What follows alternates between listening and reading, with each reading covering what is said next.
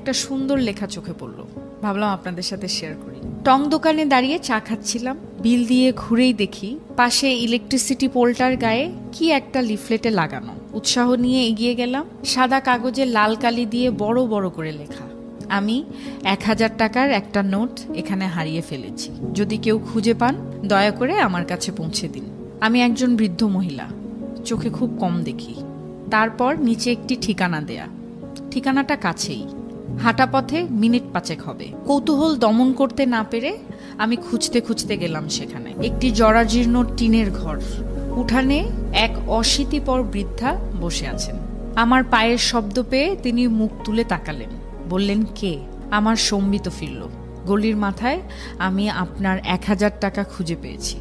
আমার কথা শুনে তিনি হাউমাউ করে কাঁদতে লাগলেন।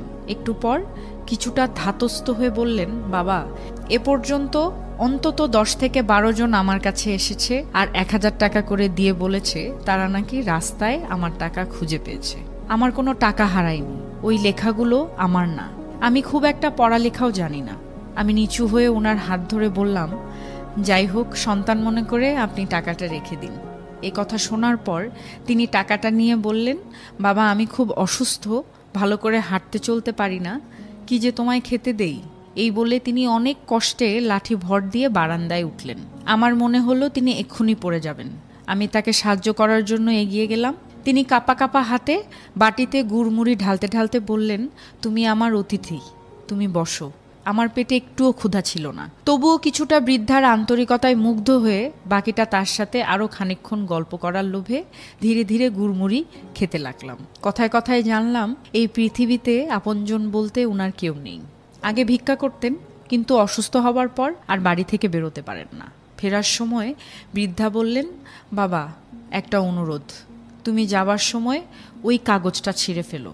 আমি উনার বাড়ি থেকে বের হওয়ার সময় মনে মনে ভাবছিলাম, সবাইকে উনি বলার পরেও কেউ কেন কাগজটি ছেড়েনি। আর ভাবছিলাম ওই মানুষটির কথা যিনি ওই নোটটি লিখেছেন। সহায় সম্বলহীন অসুস্থ বৃদ্ধ মানুষটাকে সাহায্য করার জন্য, এত সুন্দর উপায় বের করার জন্য আমি তাকে মনে মনে ধন্যবাদ দিলাম। হঠাৎ ভাবনায় ছেদ পড়ল একজনের কথায়।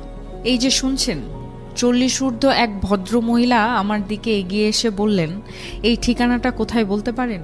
একটু আগে আমি রাস্তায় 1000 টাকার নোট পেয়েছি, এটা আমি ফেরত দিতে চাই।